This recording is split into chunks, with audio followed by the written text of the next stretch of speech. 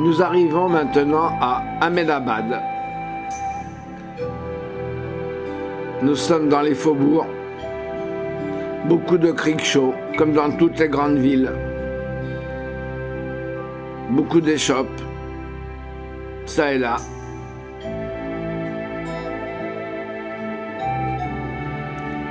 Le lendemain matin, nous allons visiter la vieille ville d'Ahmedabad.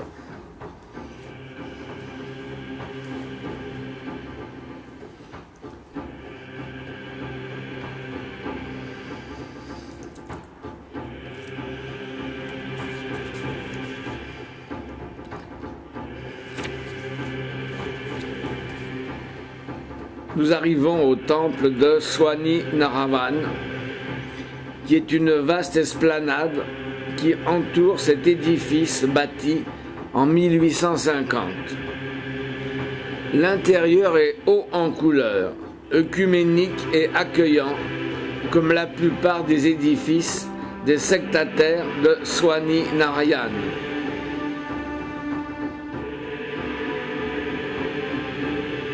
Swami Narayan fut un gourou visionnaire, à l'origine d'une secte qui compte aujourd'hui 1 million de membres, en Inde et à l'étranger. L'un de ses grands chevaux de bataille fut le rejet de la discrimination de caste.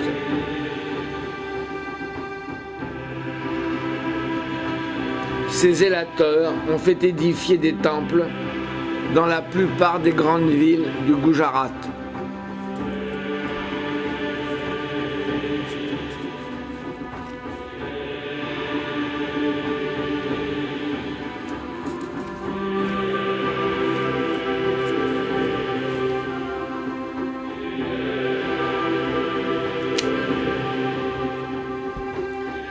C'est à Ahmedabad que Gandhi fonda en 1915 son premier ashram en terre indienne. Il entendait y mettre en pratique ses thèses sur les moyens de parvenir au Hind Swaraj, c'est-à-dire l'autonomie de l'Inde.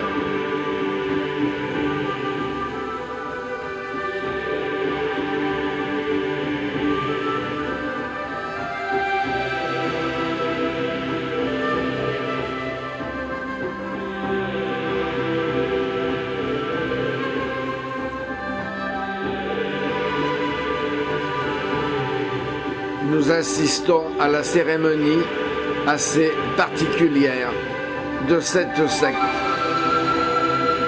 empreinte d'une très grande ferveur.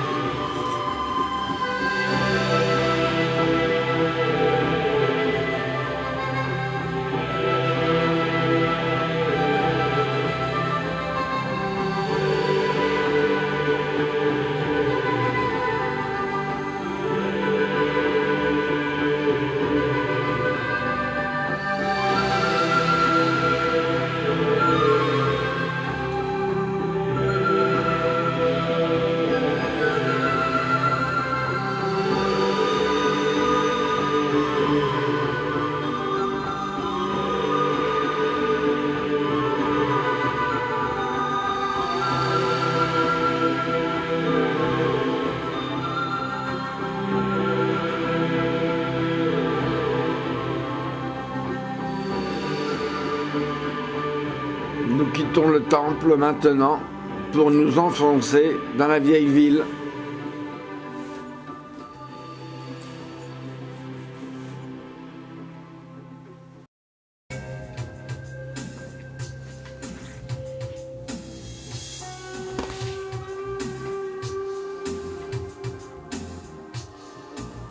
Nous nous enfonçons dans la vieille ville. C'est le journal du quartier. On affiche les nouvelles quotidiennes. Nous croisons des nonnettes jaïnes qui vont certainement en pèlerinage à Politana, où nous nous rendrons demain. Un cafetier très affairé.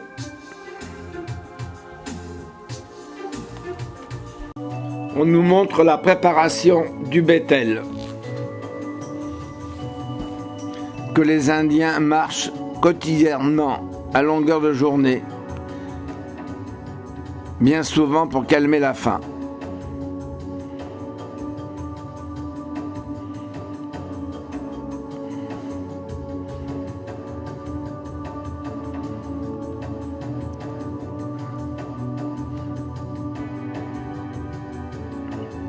Un barbier indien. Notre guide s'est fait tailler la moustache.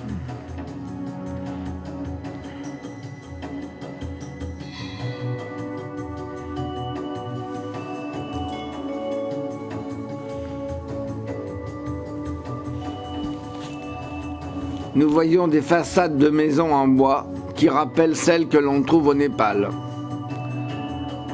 Un peu plus loin, un marché aux épices, extrêmement coloré.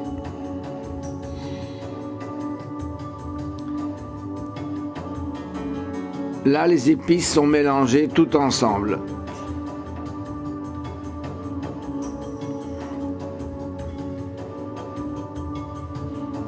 Et nous arrivons maintenant à la mosquée de Sidi Sayed, une des plus belles du Gujarat.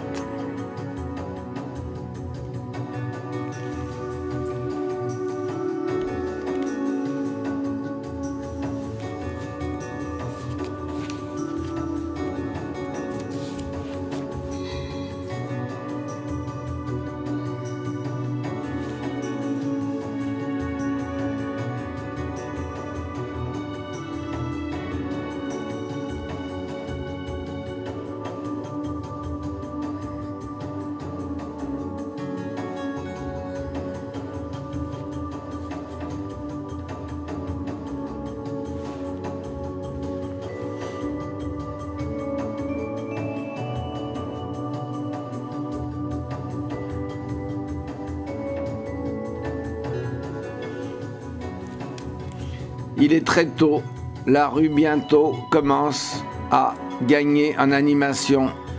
Les échoppes s'ouvrent, les crickshows circulent, pétardant.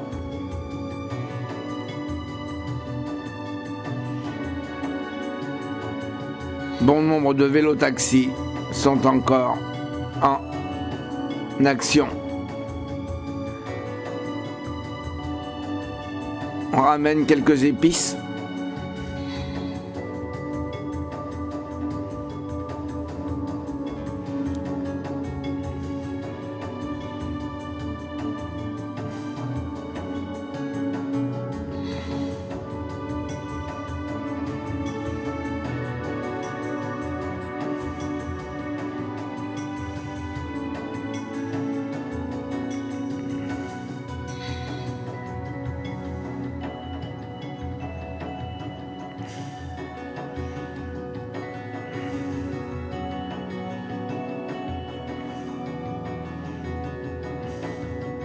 Un car datant de l'époque anglaise, surchargé comme toujours en Inde.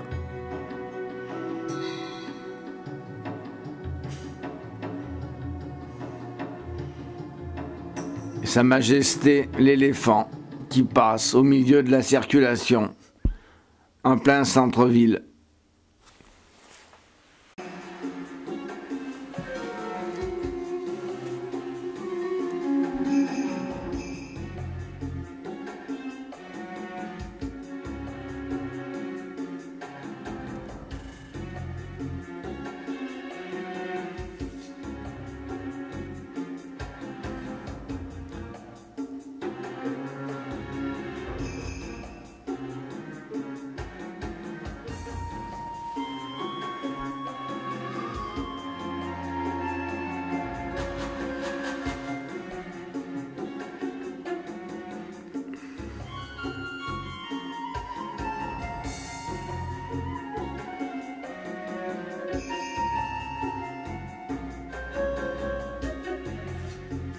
Et nous arrivons maintenant à l'ashram de Gandhi.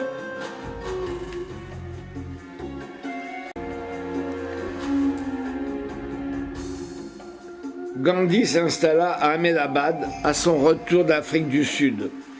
Il fonda son premier ashram au sud de la ville, puis le second que nous visitons actuellement en 1917. Un atelier d'artisanat et un centre éducatif pour les déshérités existent toujours. Une partie de l'ashram a été consacrée à la mémoire de son fondateur.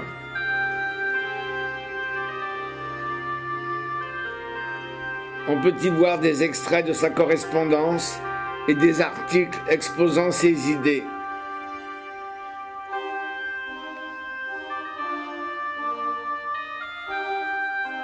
Dans cet ashram, Gandhi prôna inlassablement, à partir de 1920, sa campagne de résistance non violente à l'occupant britannique.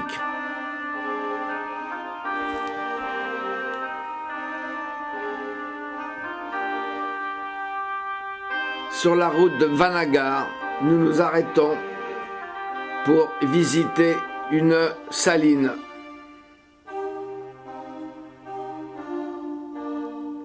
Où nous rencontrons quelques villageois.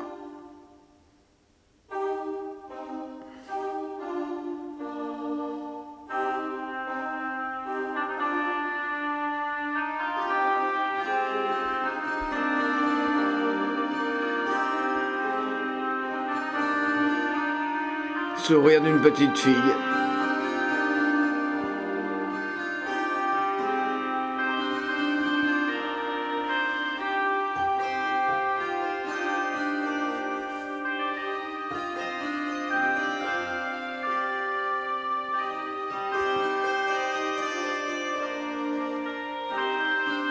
Nous croisons des étudiantes en vélo, dans leur tenue traditionnelle. Dans notre hôtel, nous allons avoir droit à un spectacle de danse donné par des petites filles.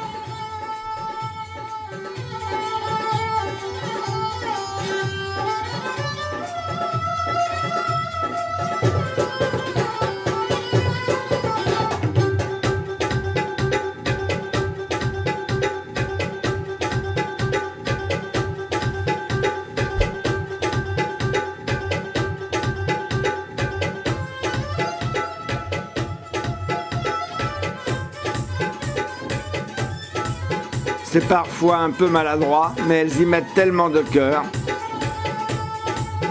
C'est charmant.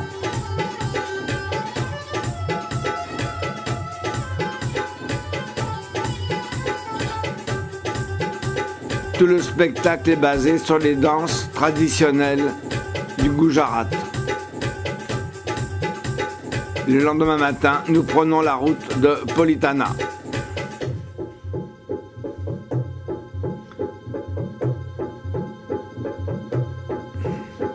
Où nous arrivons très tôt le matin,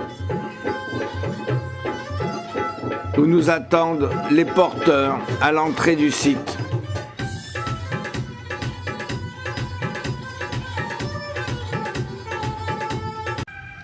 La colline de Politana est un lieu de silence et de recueillement consacré à la prière et à la contemplation. Elle est l'un des 5 monts que tout Jaïn espère visiter au moins une fois dans sa vie.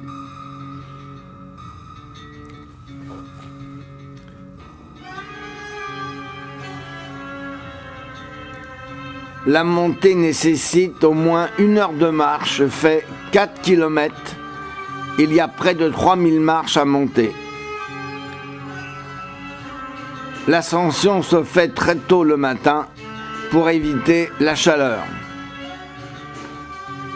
Mais nous-mêmes allons avoir droit à des chaises à porteurs, ce qui sera bien sûr beaucoup moins fatigant.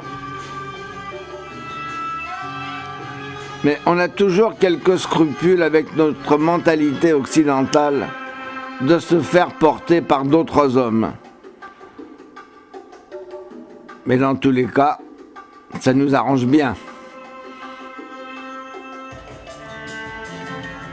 Nous sommes au 12e jour de notre voyage. Nous sommes tout de même assez fatigués.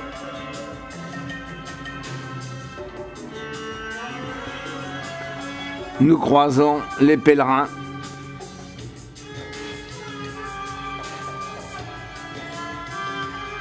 Des femmes qui portent une nonnette Jain.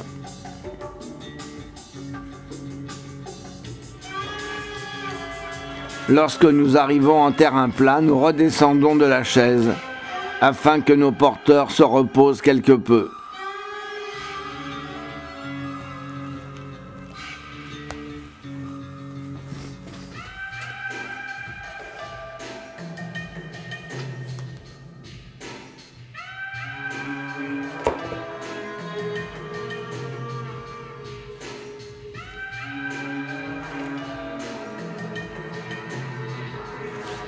On aperçoit le chapeau de Monique.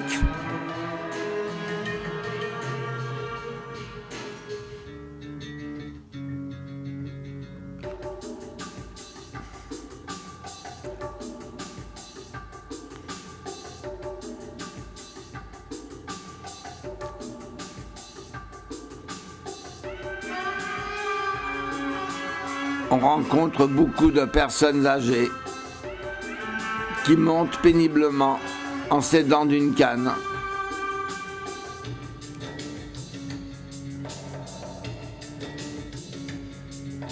La pente est très raide et les marches sont souvent très espacées. Nous arrivons à la 1240e.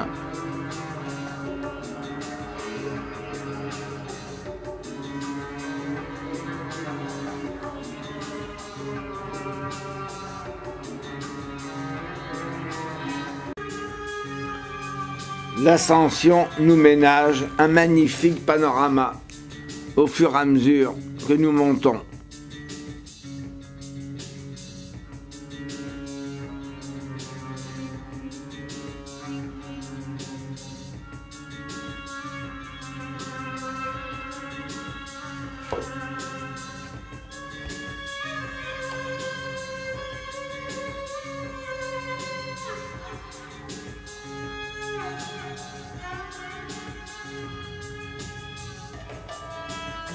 L'escalier est de plus en plus dur, mais le sommet se rapproche.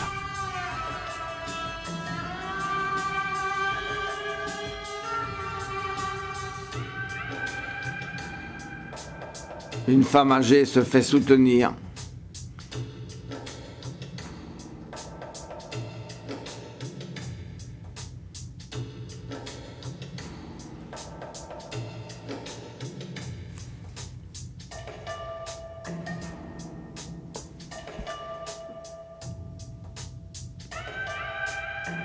Nous allons arriver bientôt à l'entrée du site.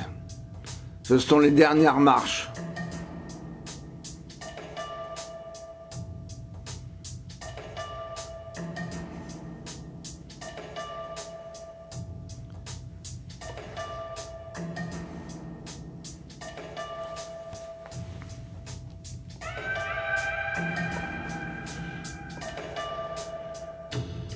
Encore un peu de courage pour nos porteurs. On commence à apercevoir le sommet des temples. Ils ne sont pas moins de 863.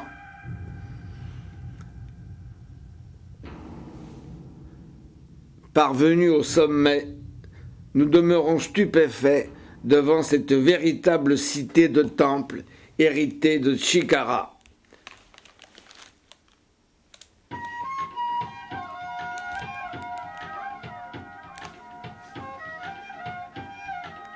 Les Chikara, ces gracieuses tours qui surmontent les chapelles, au plus profond desquelles luisent les yeux des idoles.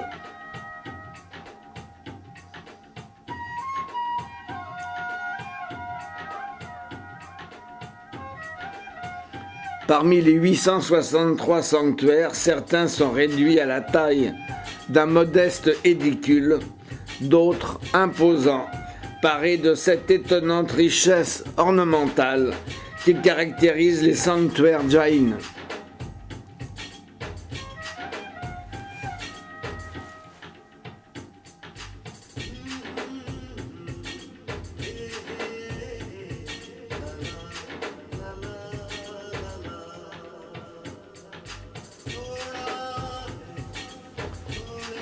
lorsque nous allons pénétrer dans le sanctuaire, je devrais ranger le caméscope, car c'est interdit. Par contre, on a le droit de prendre des photos.